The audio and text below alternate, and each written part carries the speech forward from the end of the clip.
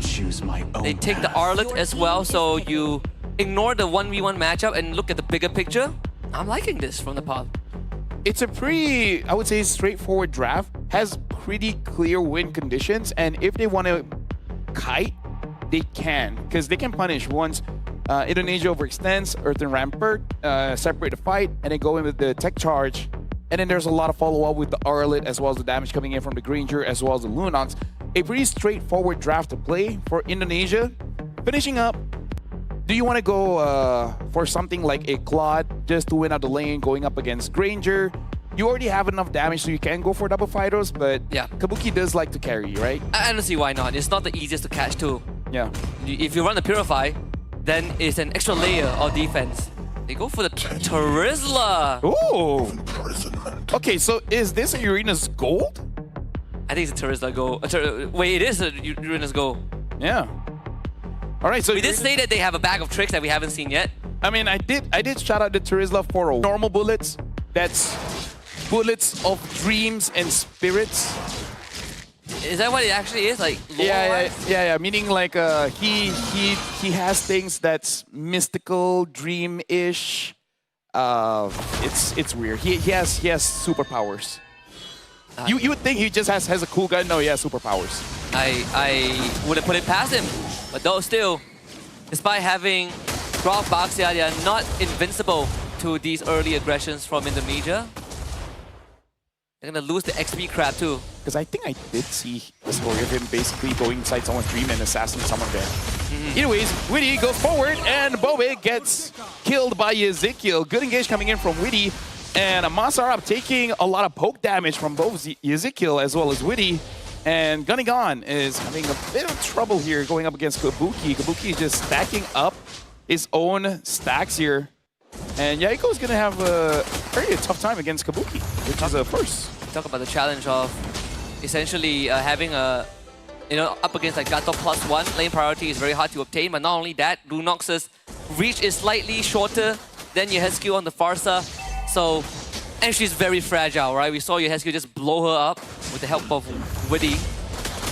Yeah, it's just a sandbag. Like Gonnigan can't really do too much. Yep. Now it's about the turtle fight. How is Nepal going to navigate this? Well, they're trying to get level 4 onto Balbe, but looks like after this minion wave, still not gonna get it. Ezekiel is at 4. Nepal, if they do want to fight this one, they are gonna be at a disadvantage. Probably need the Lunons to get those EXP minions.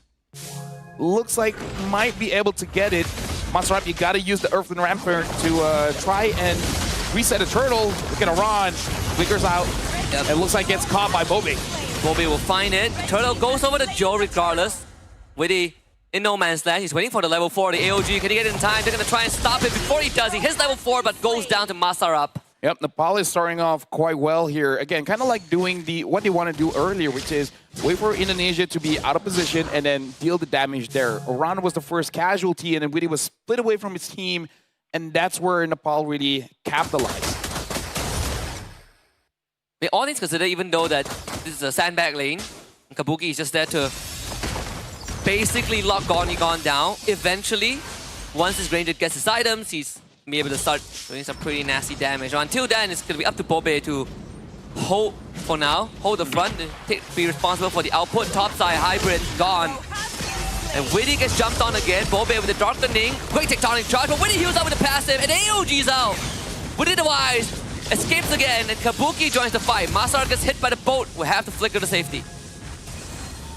I hope it's okay for me to say this, but I want to see more decisiveness coming in from Nepal, because this is a pretty strong mid-trio, and they had opportunities to instantly start the fight at any moment, but it looks like they're waiting, and by the time they make a move, everyone from Indonesia is already there and ready to be like, okay, do you want to come in now? Because then everyone can just follow up. So I feel like with this kind of drive, you got to be a little bit more decisive, especially when you have a Boxy and a Grok. You do not really have much room for hesitation.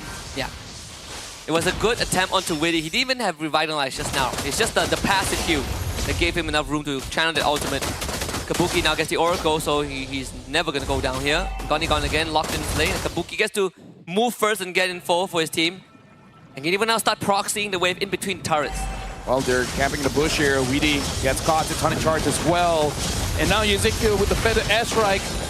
Looks like it's still continuing. Weedy able to get away. Oran gets a kill. And now they move on forward. Oran gets a double. And Gunnigan going up against Kabuki, having a pretty tough time as well. Kabuki is going to dive in. Gunnigan needs to run now. Kabuki, yep, he's going to die if Gunnigan doesn't flicker. Bobe and Gunnigan got his Sky Piercer, but Bobe also bought a Sky Piercer. So we now have a bit of an inkling what the direction for Nepal is. The Sky Piercer could have made a big difference with all the attempts onto Widdy, because Widdy kept escaping. And now Oran is 3-1. His meat tenderizer is gonna hurt. Yeah. And here's the thing, Gunnigan, he basically has lost quite a lot of minions here. Even in terms of level, Kabuki is a level ahead. So he's not having a great time here in the lane. So he has the Sky Piercer, but I don't know if they can really get kills. Right now, everyone is down bot going up against Kabuki, and he's not afraid against a Lunox and a Granger. Not a sentence I ever thought I would say. Yeah, he welcomes them. For now, 3.7k goal lead. Widdy comes in with the AOG. They get a knockup with the Gunnigan. He is just blown up. Oran holds the front, and he's swinging away. Tectonic charge on Tree, but the damage is not there. Masarab will have to limp away, and Oran is not going to let that happen. A mega kill for this Terizla, and you know that he has a war axe in hand. They get the turbo crash in the mid lane. It's hybrid down for 18. The crazy thing is, I feel like Oran didn't have the flicker there, because I think he already got the revenge strike onto Masarab, so he was going to die from the revenge strike anyways. But hey, you know what? As long as he secure the kill, 6 minutes in, around 5,000 gold lead, Ezekiel is even showing his face here towards the turret. So Nepal knows that he's inside their jungle. And now having to Radiant Armor, it's going to be more difficult for Bobe to really do anything against the front lines of Indonesia. Yep. The window again extended for Indonesia, and for Nepal is closing in against Ton, and wow, Masarab disappears. And that's the castle that they just broke down. They had the airstrike to force the rest of Nepal away. Kabuki, I don't think he's gonna be threatened anytime soon. Now, all Nepal can do right now is clear the waves and hope they find an opportunity with items that they have to get a kill onto Indonesia, because the Sky Piercer so far hasn't really done anything for Nepal. Looking at the gold difference here, quite a lot of difference. Around 2,000 in the EXP, almost 3,000 in the jungle, and in terms of gold as well, like 1,000 plus. Kabuki is winning by a lot. Kabuki almost went down. I mean, if they can get Kabuki, it would be good, but it's a big if and a close to impossible task with the state that Nepal is in. Orange for show.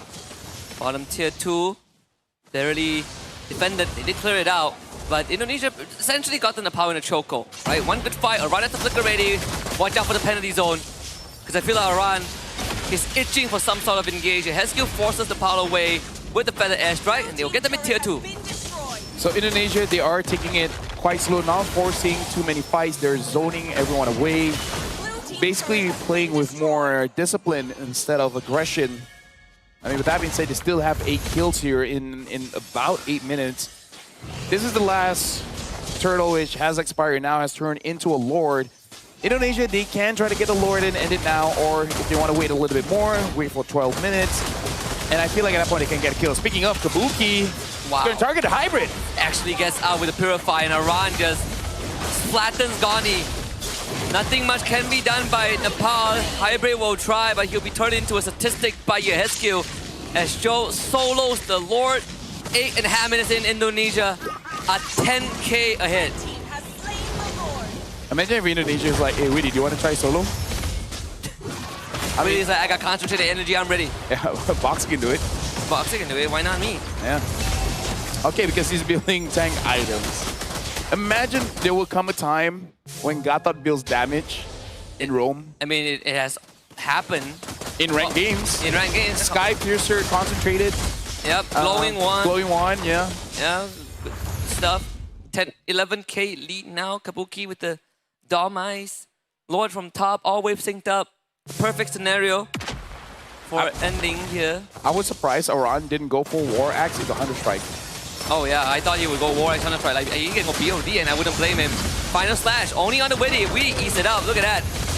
Tries to AOG away, actually gets it off. Oh, Witty, he is out of there. A run now swings in the base, penalty zone coming through on the tree. Indonesia crashes the bolt onto Masarab. Joe doesn't get the kill, but Feather Airstrike did a considerable amount of damage. Crystal under threat. Indonesia have a date with Malaysia in the semis.